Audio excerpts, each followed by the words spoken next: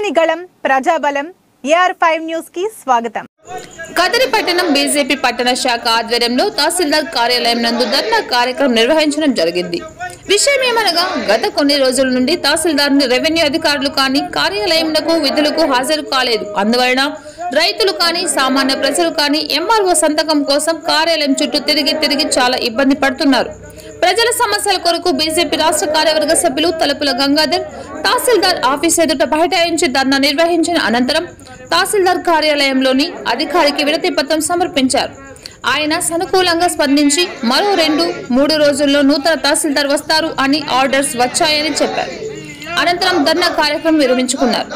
ఈ కార్యక్రమంలో రాష్ట్ర కార్యవర్గ సభ్యులు తలుపుల గంగాధర్, పట్టణ అధ్యక్షులు కొత్త రమేష్ బాబు, మహిళా మోర్చా అధ్యక్షురాలు కృష్ణవేణి, సీనియర్ నాయకులు కృష్ణప్ప, యువ మోర్చా అధ్యక్షుడు టౌన్ శెట్టి, ఉదయ్ కుమార్, కార్యదర్శి అశోక్, జిల్లా కార్యదర్శి కిసాన్ మోర్చా అధ్యక్షుడు కేశవరెడ్డి, రాష్ట్ర కార్యదర్శి మైనార్టీ మోర్చా మహమ్మద్ సాదిక్ బాషా, మైనార్టీ నాయకులు మైనుద్దీన్, జిల్లా మైనార్టీ ప్రధాన కార్యదర్శి షేక్ దస్తగిరి, జిల్లా కిసాన్ మోర్చా ప్రధాన కార్యదర్శి షేక్ సమీవుల్లా, నందిశెట్టి బాబు, ఖదరి, వెంకటరమణ తదితరులు పాల్గొన్నారు.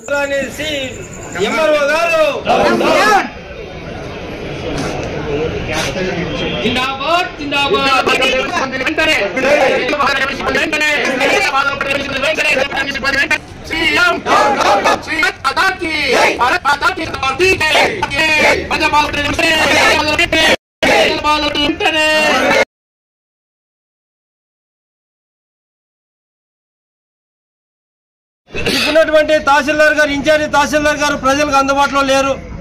ఎప్పుడు ప్రజలు అడిగినా కూడా లోపలికి వచ్చి అక్కడ చెప్పే సమాధానం ఏమంటే వాళ్ళు ఆర్టీఓ ఆఫీసులో ఉన్నారు, వాళ్ళు బయట ఉన్నారు, వాళ్ళు రీసర్వేలో ఉన్నారు. ఇలాంటి సమాధానాలు చెప్తూ ఈ ప్రజలను మొప్ప పెడుతూ చాలా ఇబ్బంది గురి చేస్తున్నారు ఈ తహసీల్దార్ గారు. మేము ఒకటి అడుగుతున్నాం, భారతీయ జనతా పార్టీగా అయ్యా తహసీల్దార్ గారు, అమ్మ మేడం, మేము మీకు ఒకటి అడుగుతూ ఉన్నాం. ఈ మండలంలో అనేక సమస్యలు ఉన్నాయి.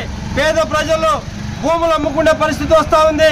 కరువు కాటకాలు ఇబ్బంది పడుతూ ఉన్నారు. ఆ భూములు అమ్ముకోవాలని మనం అగ్రిమెంట్ చేస్తే దాన్ని రిజిస్టర్ చేయనప్పటికీ, చలాన కట్టినప్పటికీ అది 1B ఓల్డ్లో పెడతా ఉన్నారు. ఆ ఓల్డ్లో తీస్తే కానీ రిజిస్టర్ కాదు.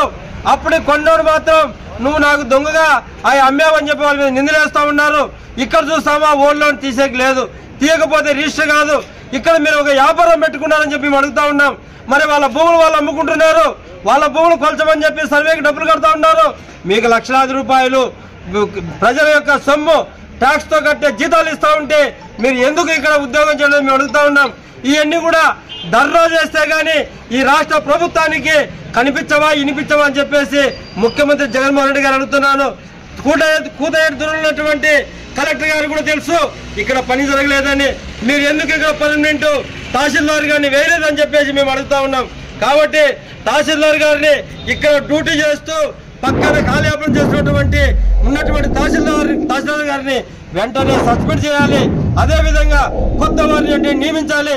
అలా కాని పక్షంలో ప్రజలందరూ పెద్ద ఎత్తున వాళ్ళని మద్దతు తీసుకొని ఇక్కడ తహసీల్దార్ కార్యాలయాన్ని ముట్టడిస్తాం.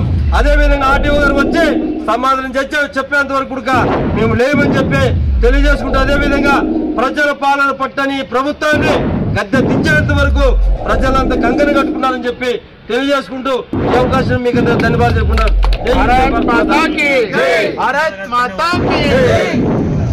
ప్రజల పట్ల రెవెన్యూ సిబ్బంది వైఖరి, ప్రజల పట్ల రెవెన్యూ సిబ్బంది వైఖరి, ప్రజల పట్ల రెవెన్యూ సిబ్బంది వైఖరి. తహసీల్దార్ గారిని వెంటనే హాజరు కానీ కదిరి తహసీల్దార్ గారిని వెంటనే